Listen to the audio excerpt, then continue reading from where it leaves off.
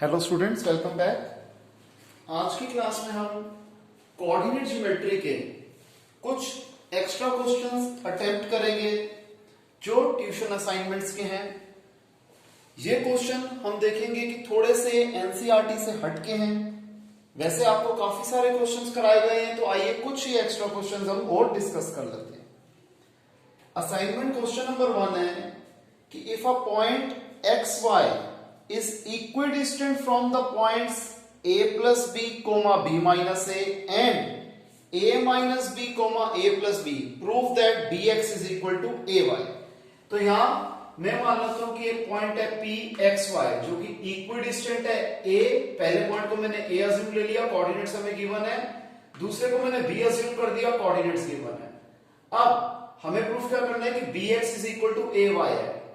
ध्यान रखिएगा, अगर एक पॉइंट इन दो पॉइंट से इक्विडिस्टेंट है तो इस पॉइंट P का A और B से दोनों से डिस्टेंस इक्वल होगा, तो PA is equal to PB हो गया।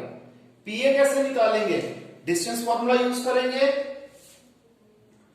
x1 क्या करते थे हम? x2 माइनस x1 का whole square plus y2 minus y1 का whole square is equal to PB क्या हो जाएगा? वही स्क्वायर रूट के अंदर x2 माइनस x1 का whole square plus y2 minus y1 का होल स्क्वायर।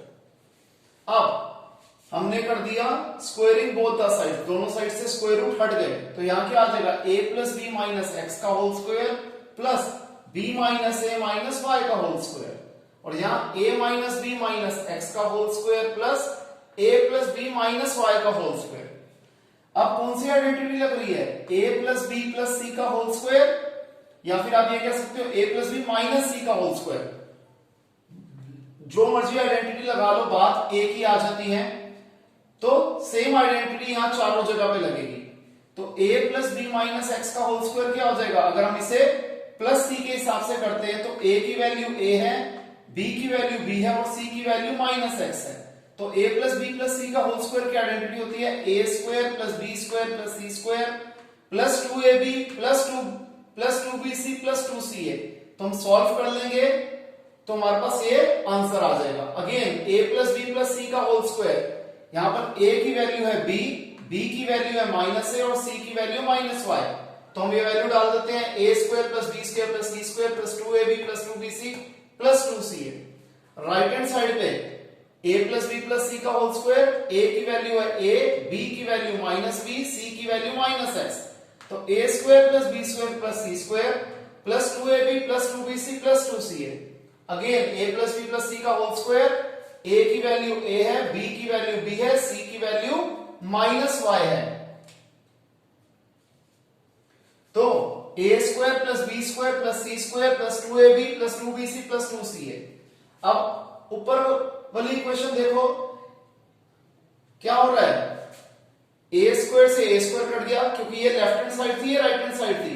जब इज इक्वल टू की ऑपोजिट साइड होते हैं तो सेम साइन जो होते हैं वो कट जाते हैं, और सेम साइड पे होता है तो ऑपोजिट साइन कटते हैं। b स्क्वायर से b स्क्वायर कट गया, x स्क्वायर से x स्क्वायर कट गया। ये 2ab minus 2ab same side पे थे इसलिए ऑपोजिट साइन कट गए। फिर माइनस 2ax से माइनस 2x कट गया, a स्क्वायर से a स्क्वायर कट गया, b स्क्वायर से b स्क्वायर कट गया, y स्क्वायर से y स्क्वायर कट गया। ये हमने पहले डिस्कस कर लिया था, और बाकी सब वैसे का वैसा। अब सॉल्व करके क्या आ रहा है? लेफ्ट हैंड साइड में बच रहा है minus 2bx plus 2ay। Right hand side में क्या बचा? 2bx minus 2ay। 2ay ये माइनस 2ay इधर जाके प्लस 2ay, 2bx ये माइनस 2bx उधर जाके plus 2bx। 4ay is equal to 4bx, 4 से 4 कट गया, ay is equal to bx। यही हमें प्रूफ करना था। नेक्स्ट हम कर लेते हैं क्वेश्चन नंबर 9। क्वेश्चन नंबर 9 में कहते हैं कि अगर एक पॉइंट है -1,2 जो कि इंटरनली क्या कर रहा है? बाइसेक्ट कर रहा है दो पॉइंट्स a और b जो कि एक लाइन पे आ रहा है उसे 3:4 में। तो बताओ b के कोऑर्डिनेट्स क्या है? मैं मान लेता हूं कि p -1,2 जैसे कि क्वेश्चन में गिवन है, ये a और b को 3:4 में डिवाइड कर रहा है। हमें p के कोऑर्डिनेट्स गिवन है, रेशो गिवन है, a के कोऑर्डिनेट्स भी गिवन है। हमें b के कोऑर्डिनेट्स निकालने हैं, तो मैं क्या मान लेता हूं?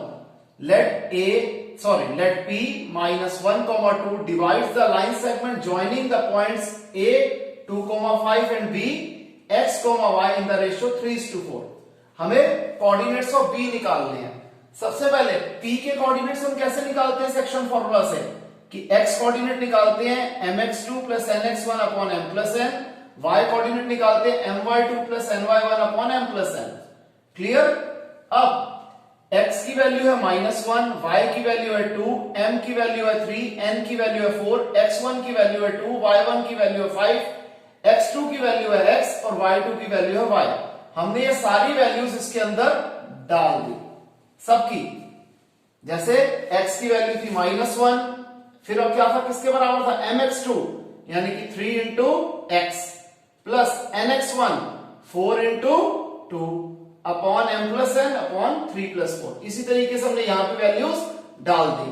अब इसे नॉर्मल सिंप्लीफाई कर लेते हैं, सॉल्व कर देते हैं। -1 is equal to 3 into X 3x, 4 2 8 upon 3 plus 4 7।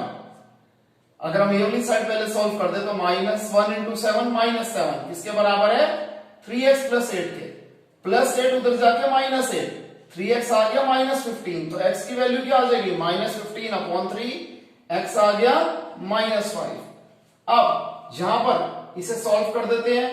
2 is equal to 3y plus 20 upon 7, यहां 7 डिवाइड हो रहे थे जाके multiply, 3y plus 20 is equal to 14, 3y अपनी जगह पे रहा, 20 इधर जाके -20, 14 माइनस 20 इज -6, 3y आ गया -6, तो y क्या आ गया, -6 अपॉन 3 दैट इज -2। तो b के कोऑर्डिनेट्स क्या है, -5, -2। क्लियर? इसे कॉपी करें।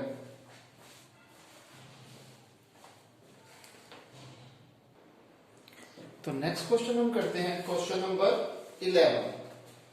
क्वेश्चन नंबर 11 में कहता है कि अगर एक ट्राइंगल की हमें 2 वर्टिसेस गिवन है और उसके सेंट्रॉइड के वर्टिसेस गिवन है, तो जो थर्ड वर्टेक्स है उसके कोऑर्डिनेट्स क्या होंगे। मैं मान लेता हूं a 3, -5, b -7, 4, c x3 y3। ये 3 वर्टिसेस है ट्राइंगल एबीसी की जिसका सेंट्रॉइड o है 2, -1। हमें a b और o के कोऑर्डिनेट्स गिवन है, हमें c के कोऑर्डिनेट्स निकालने हैं। सबसे पहले आपको पता है जो सेंट्रॉइड के कोऑर्डिनेट्स कैसे निकलते हैं, x कोऑर्डिनेट निकलता है x1 plus x2 plus x3 upon 3 और y कोऑर्डिनेट निकलता है y1 plus y2 plus y3 upon 3। यहां पर o जो 2 -1 है ये हो गया xy, a के कोऑर्डिनेट्स x1 y1, b के x2 y2 और c के तो हमने अज्यूम ही x3 y3 किए थे। इन सब की वैल्यू डाल देते हैं, x की जगह 2, x1 की जगह 3, x2 की जगह -7 और x3 की जगह x3 upon 3। 2 3 6, 3 plus minus -7 plus x3, 3 -7 -4 plus x3, ये -4 उधर जाके +4, 6 + 4 is equal to x3, x3 आ गया 10।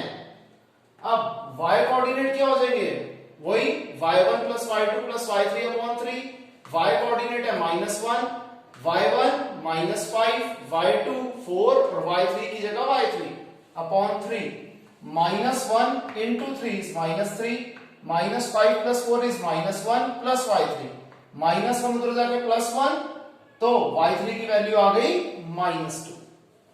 क्लियर है स्टूडेंट्स? नेक्स्ट क्वेश्चन है क्वेश्चन 15। हमें रेशियो निकालनी है कि एक पॉइंट P मैंने अज्यूम कर लिया जिसके कोऑर्डिनेट्स है -3, P, ये डिवाइड कर ले इंटरनली A और B को जिसके कोऑर्डिनेट्स है -5, -4 और -2, 3। इसे किस रेशियो में डिवाइड कर रहा है एक तो पहले ये बताना है और फिर P के वैल्यू भी निकालनी है। ठीक है जी। हम यहां पर जहां भी रेशियो निकालनी होती है हमेशा हम रेशियो को k:1 अज्यूम करते हैं। तो मैं मान लेता हूं लेट P -3, P डिवाइड कर रहा है line segment joining the points A -5, -4 and B -2, 3 in the ratio k:1। हमें रेशियो भी निकालनी है और P की वैल्यू भी निकालनी है। सबसे पहले सेक्शन फॉर्मूला अप्लाई करेंगे कि P के कोऑर्डिनेट्स कैसे निकलाएंगे।